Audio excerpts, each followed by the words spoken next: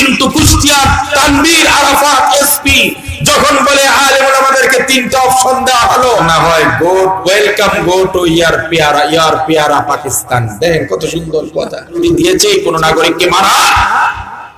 আজকের এই কিছু অসাধু পুলিশ সরকারের কাছে ঘাপটি মেরে প্রশাসনে বসে আছে। এরা রাষ্ট্রদ্রোহী, এরা গণতন্ত্রের দুশ্মন, জনগণের দুশ্মন। এই ঘাপটি মেরে থাকা অবৈধ পুলিশ প্রশাসন গুলোকে খুঁজে খুঁজে বরখাস্ত করতে হবে। কথা ঠিক কিনা? জনগণের ট্যাক্সের টাকায় চলে। তুমি আমাদের চাকর, চাকর হয়ে মনিবের মতো কথা বলবা না। আর না হলে কিন্তু আমরাও বলতে জানি ওয়েলকাম গো টু ইউর পিয়ারা হিন্দুস্তান।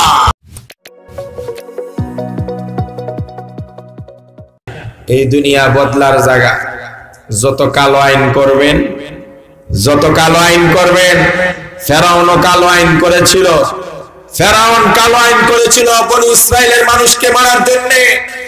ফেরাউন কালো আইন রচনা করেছিল বনি ইসরাইলের নারী পুরুষ মুসলিমদের মারার জন্য। আল্লাহ পাক ফেরাউনের আইন দ্বারা ফেরাউনকে চুবিয়ে সেই লোহিত সাগরে চুবিয়ে মেরেছে।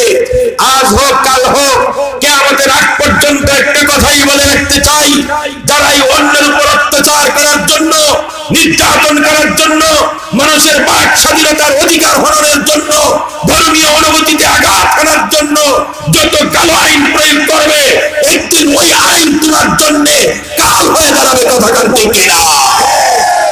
ভুলে যাবেন ইতিহাসের সবচেয়ে বড় ভুল হলো মানুষ ইতিহাস থেকে শিক্ষা গ্রহণ করে। ইতিহাস থেকে শিক্ষা গ্রহণ করুন। জুলুম আমার আল্লাহ বরদাস্ত করে না। আপনি যেই কথা বলেন তার টুটি চেপে ধরবেন। গণতান্ত্রিক অধিকার এই রাষ্ট্রের মধ্যে মানুষের স্বাধীনতা, বাক স্বাধীনতা গণতন্ত্র দিয়েছে।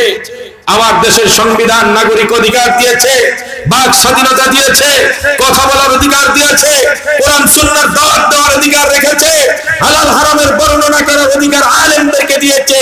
কিন্তু কুষ্টিয়ার তানভীর আরাফাত এসপি যখন বলে আলেম ওলামাদেরকে তিনটা অপশন দেওয়া হলো, ফার্স্ট অপশন হলো আলেম ওলামাদের জন্য চুপ করে ঘরে বসে থাকে। নাউজুবিল্লাহ বলেন। আলেম ওলামা কি তোর বাপার টাকা? চুপ করে বসে থাকবে। 2 নম্বর অপশন দিছে আলেম ওলামারা যদি বেশি কথা বলে তাহলে হাত ভেঙে দিবে। নাউজুবিল্লাহ বলেন না।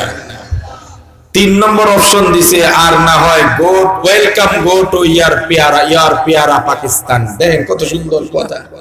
পিয়ারা পাকিস্তানে যাওয়ার জন্য সে অর্ডার করছে।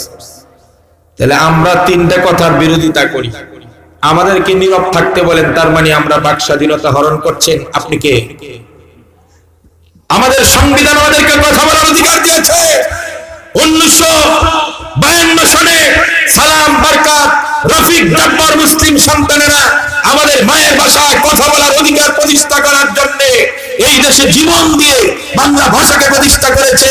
ওই ভাষার উপর তালা দেওয়া, সংবিধান পরিপন্থী কাজ করা, তুমি তো সবার আগে রাষ্ট্রদ্রোহী মামলা হওয়া উচিত তোমার বিরুদ্ধে।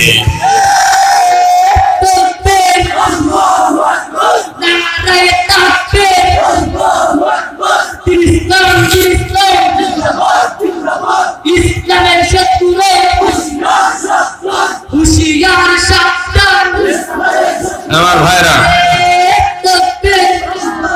উনি হাত ভেঙে দিবেন। প্রশাসন বা পুলিশ গণপ্রজাতন্ত্রী বাংলাদেশ সরকারের আন্ডারে চাকরি করেন, তিনি কারো হাত ভাঙ্গার অধিকার রাখে? ওই যে সিলেটে আমাদের এক ভাইকে মারছিল, হত্যা করেছিল, রায়হান ভাইকে, তার কি আদালত, বিচার ব্যবস্থা, সরকার তাকে এই অথরিটি দিয়েছে কোন নাগরিককে মারা? আজকের এই কিছু অসাধু পুলিশ সরকারের কাছে ঘাপটি মেরে প্রশাসনে বসে আছে। এরা রাষ্ট্রদ্রোহী, এরা গণতন্ত্রের দুশ্মন, জনগণের দুশ্মন। এই ঘাপটি মেরে থাকা অবৈধ পুলিশ প্রশাসন গুলোকে খুঁজে খুঁজে বরখাস্ত করতে হবে। কথা ঠিক কিনা?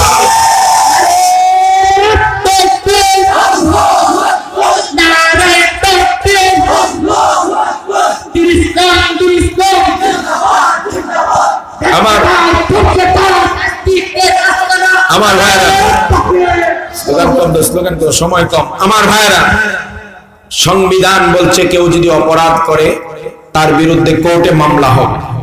যদি আমার রায়হান ভাই অপরাধ করত, তাহলে তোমার দায়িত্ব ছিল কোর্টে হস্তান্তর করো, তার বিরুদ্ধে মামলা করো, কোর্ট তদন্ত করবে, বিচার ব্যবস্থা দেখবে, তারপরে সাক্ষী প্রমাণের ভিত্তিতে যে সাজা দেয় সেই সাজা সে ভোগ করবে। কিন্তু তোমার যেমন তাকে মারার কোনো অথরিটি নাই, আইনগত কোনো বিধান নাই, ঠিক কুষ্টিয়ার এসপিরও কোনো বিধান নাই, কোনো আইনগত অথরিটি নাই যে কোনো নাগরিককে বলবে হাত ভেঙে ফেলবো। তুমি যদি আদালতের উপর ছুরি চালাইতে চাও, তোমার মতো এসপির একটা কথা বলতে চাই, তুমি আমাদেরকে অর্ডার করার কেউ নয়, কারণ তোমার পুলিশের উর্দি, পিস্তল, চেয়ার, টুপি, ক্যাপ, তোমার বোর খরচ, তোমার পোলাপানের খরচ, তোমার গাড়ি ভাড়া, গ্যাস বিল, বিদ্যুৎ বিল, তোমার গাড়ির তেল, সব কিছু আমার ট্যাক্সের টাকা, জনগণের ট্যাক্সের টাকায় চলে। তুমি আমাদের চাকর, চাকর হয়ে মনিবের মতো কথা বলবা না, আর না হলে কিন্তু আমরাও বলতে জানি ওয়েলকাম গো টু ইওর পেয়ারা হিন্দুস্তান। আমরাও কথা জানি, চাকর চাকরের মতো থাকো। যদি মনিবের মতো অর্ডার করো, তাহলে আমরাও বলবো welcome your go to your পেয়ারা দাদা বাবুর দেশ। কথা কোন ঠিক কিনা?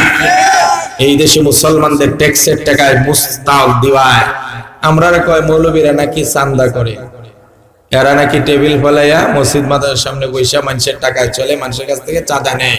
আমরা চাঁদা নেই, আমরা চাঁদা নেই দিনের জন্য, আমরা কালেকশন করি মসজিদের জন্য, আমরা কালেকশন করি এতিম ছাত্রদেরকে খাওয়ানোর জন্য, পড়ানোর জন্য।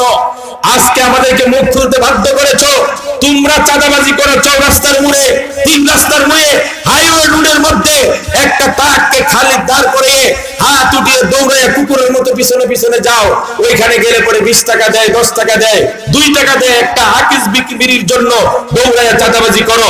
তোমাদের লজ্জা করে না চাঁদাবাজরা? আমরা মসজিদ মাদ্রাসা আল্লাহ রাসূলের দ্বীনের জন্য চাঁদাবাজি করি, আমরা এত গর্বিত, কথা বলেন ঠিক কিনা?